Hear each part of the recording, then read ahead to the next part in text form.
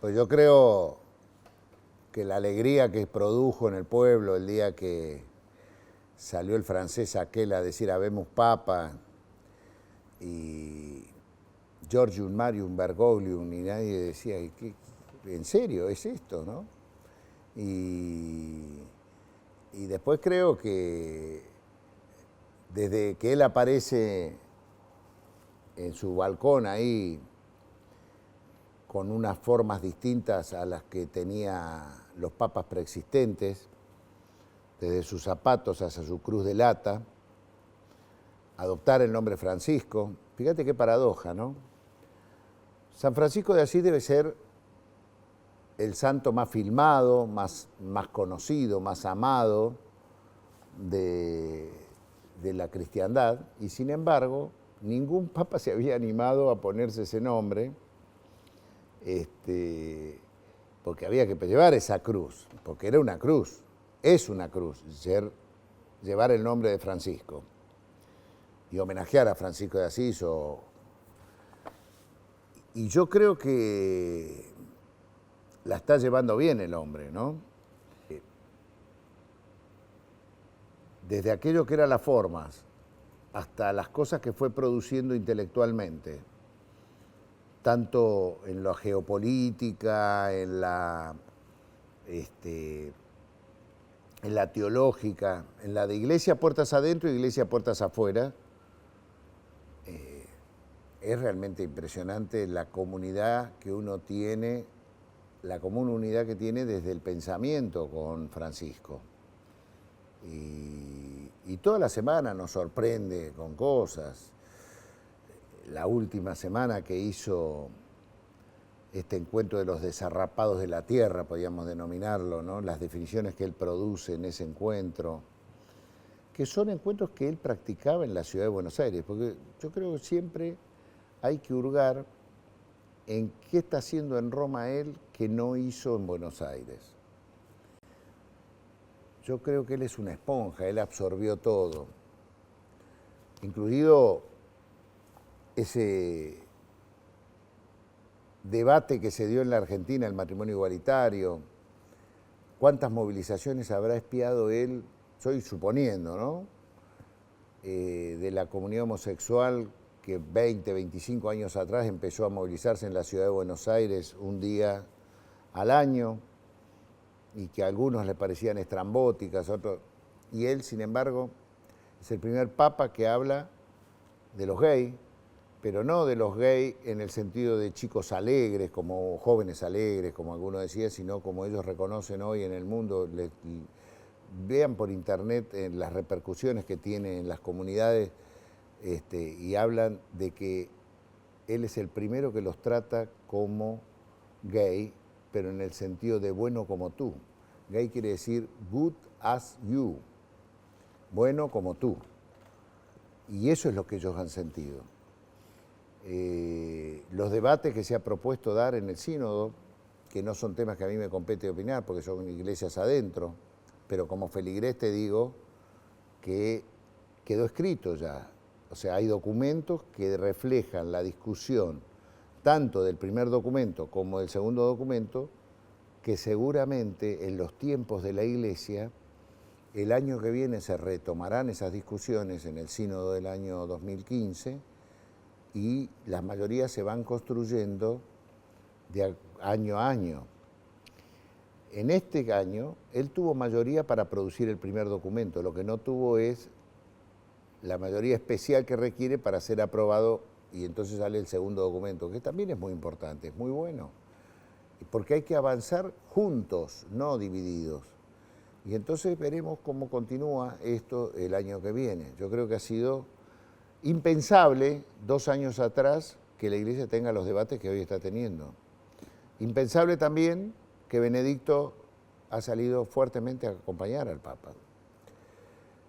Algún día también vamos a reivindicar en la historia a Benedicto, porque creo que él fijó una posición en esa abdicación y mucho tiene que ver en esa abdicación o en los motivos de esa abdicación el hecho que lo elijan a Jorge Bergoglio como Papa Francisco. Y mucho tuvo que ver ese debate que se dio en la iglesia en ese cónclave para que él adopte el nombre de Francisco y que viva y practique la vida de Francisco o de San Francisco de Asís. Entonces creo que todas estas cosas hacen que nosotros, que somos del sur, que algunas cosas las vimos, porque a mí una de las cosas que más me conmovieron de él fue 2 o 3 cosas. El día que, para evitar que se radique la Villa 31 en el año 99, que querían hacer aquel proyecto de retiro, Alicia Oliveira, mi gran amiga, la gran amiga de él, la que hemos perdido en estos días, debo decirte que fue la que le acerca la idea para evitar la erradicación, ¿por qué no trasladar el cuerpo de Carlos Mujica, que estaba en la Recoleta, a la Villa 31 y hacer un santuario, y para que nunca más hablan de erradicar ese barrio?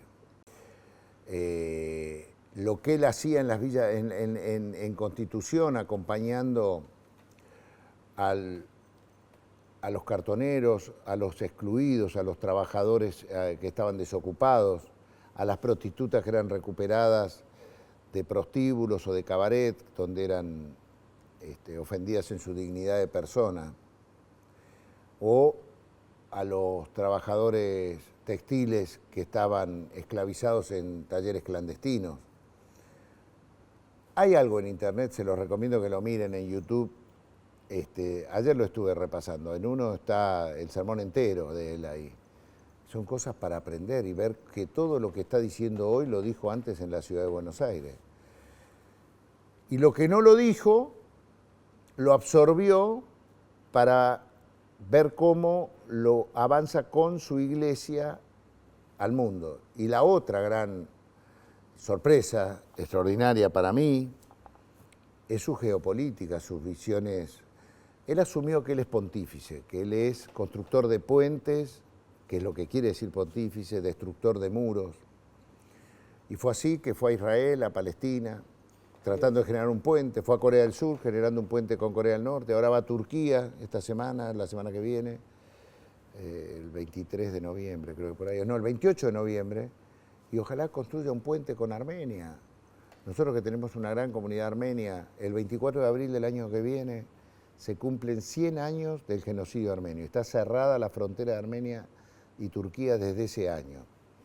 A lo cual hace que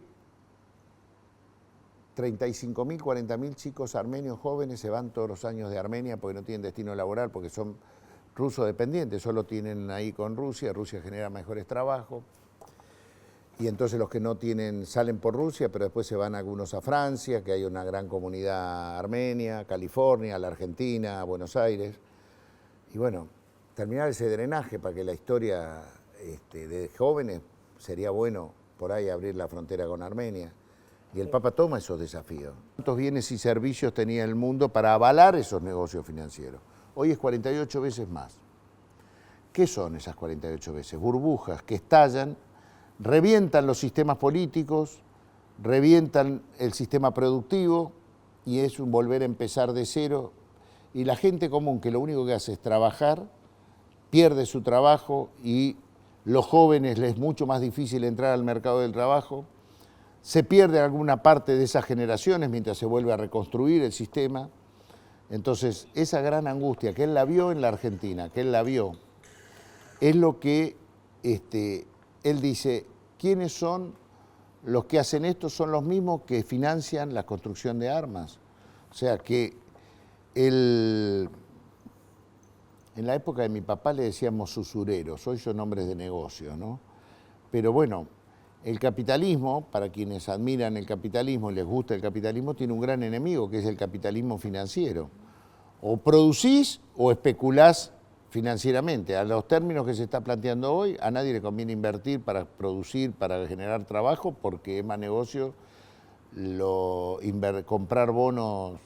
Pongo el ejemplo que estamos viviendo hoy en la Argentina. Hace 6 años compraron los títulos de la deuda argentina en 14 millones de dólares y hoy quieren cobrar, hasta ayer, eran 1.500 millones de dólares. Hoy leo los diarios y dice que ya estamos debiendo desde el fallo de Griesa hoy 4.700 millones de dólares. O sea, un negocio extraordinario, de 14 millones de dólares que gastaron comprando los bonos en 6 años, cobrar 4.700 millones de dólares, ¿quién va a generar una empresa a producir o a generar trabajo y producción? Nadie. O el capitalismo se revisa a sí mismo o va a estallar como está estallando y están apareciendo nuevas alternativas de poder en la propia España. Hoy dicen que si hubiera elecciones, ese partido joven, Podemos, que es producto de la crisis entre el PP y lo que fue el Partido Socialista Obrero Español, que pareció más un partido neoliberal absoluto antes que un partido socialista. Lo mismo pasó en Grecia, que gobernaban los socialistas y terminaron aliados al neoliberalismo. Bueno, las expresiones que hoy están surgiendo es una reacción a esa. Y bueno, yo no me siento bien en todo ese mundo.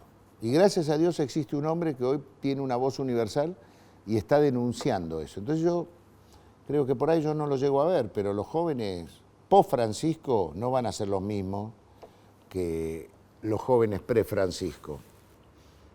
En el último diálogo entre la presidenta y el Papa, el 20 de septiembre, que acá especulaban, salían con cosas que no tuvieron nada que ver con la realidad, si al Papa le gustó que le regalaran una remera, si no le gustaba que le regalaran otra remera. Guado de Pedro que le llevó salames, que se los pidió él, porque aparte fue muy gracioso, porque Guado le dijo que le mandaba saludos un sacerdote de Mercedes, y él le dijo, ¿cómo saludos? ¿Solo saludos me mandó? Y ahí Guado dice, no, acá tengo un regalo. Que ahí quedó una discusión entre Aníbal Fernández y Guado de Pedro si el packaging que entregó Guado tenía 6 salames o 3 salames, porque el Papa denunció que faltaban algunos salames entre lo que le regalaba antes el padre de Mercedes. Pero el gran diálogo que tuvo con la presidenta fue estos temas, fue el tema de la paz, el tema de la guerra, el tema de lo que denominan algunos terrorismo, el tema de los fondos buitres, el tema de una visión muy compartida del mundo, al punto que el Papa le dice a la presidenta si no le permite mandar con ella en el avión a quien él considera un hijo, como un hijo, José María del Corral, un maestro argentino, que está al frente del proyecto Escolas Ocurrentes, el proyecto que ha lanzado el Papa, Escuelas Solidarias, en español, que lo practicaba acá en la Ciudad de Buenos Aires como escuelas vecinas, donde escuelas públicas y privadas, pobres y ricas, interactúan entre sí.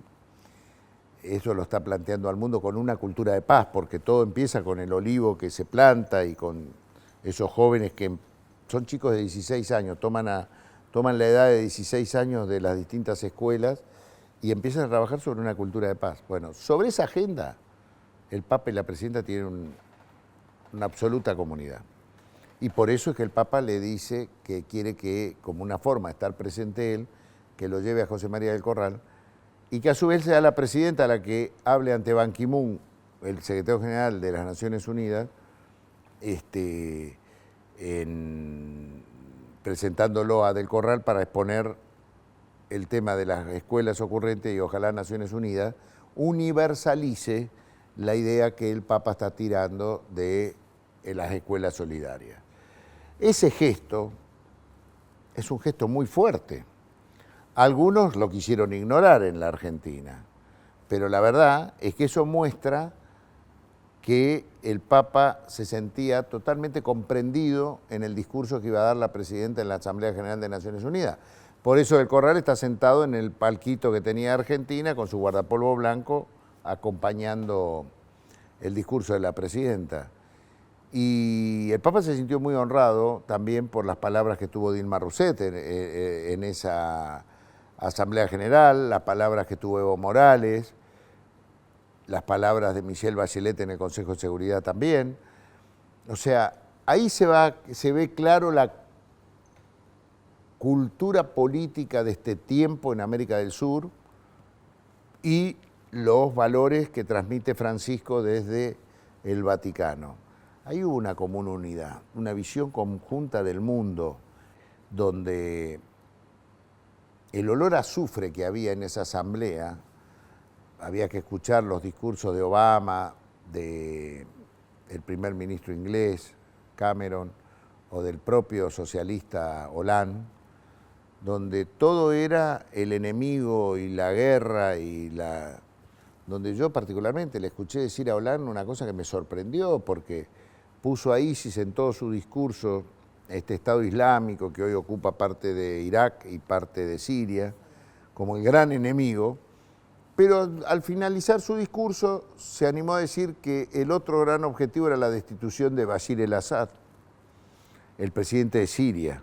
Y resulta que en la coalición que son enemigos del Assad, está ISIS, que es el que mata a todos los que no sean sunitas como ellos, matan a los chiitas, matan a los cristianos, matan a los que no tienen su fe igual a ellos, o sea, la propia fe sunita, y son socios allí de Francia, de Estados Unidos, de Inglaterra, en la destitución a Bashir el-Assad. Entonces, había una gran incoherencia. Si sos mi enemigo en todos los frentes. Pero bueno, ¿será que por ahí primero bajamos a Bashir el-Assad, asumirán los que asumen siempre? La primavera árabe tuvo como resultado que el que asumió era un hombre que los termina siendo enemigos de ellos. Fíjate lo que pasó en Libia. En Libia esta misma alianza voltea a Gaddafi. No solo voltea, lo mata públicamente y muestra en el mundo cómo fue esa matanza horrible que hicieron sobre Gaddafi, que era un líder laico, y resulta que a las 3 semanas que está el gobierno nuevo, emergente, primaveral, van y matan al embajador de Estados Unidos y toda su familia en la embajada de Estados Unidos. Entonces, de vuelta una guerra nueva ahí para controlar esa situación. Esperemos que en Siria no logren eso, porque pasará exactamente lo mismo. Por eso el Papa fue tan activamente anti-invasión a Siria, porque él está viendo, él tiene información de lo que está pasando en Siria, y así como en otros lugares más. Entonces ahí ve que sus compañeros, jefes de Estado de América Latina, expresan más su pensamiento que el resto. Ojalá que el resto también acompañe, porque la verdad que estas son decisiones que se toman a nivel global, y ojalá en el G20 la visión del Papa tenga en esas reuniones, esas cumbres donde se juntan los 20 países más importantes del mundo, que el año pasado fue muy buena porque allí se filtró una carta del Papa a los líderes y se impidió la invasión a Siria.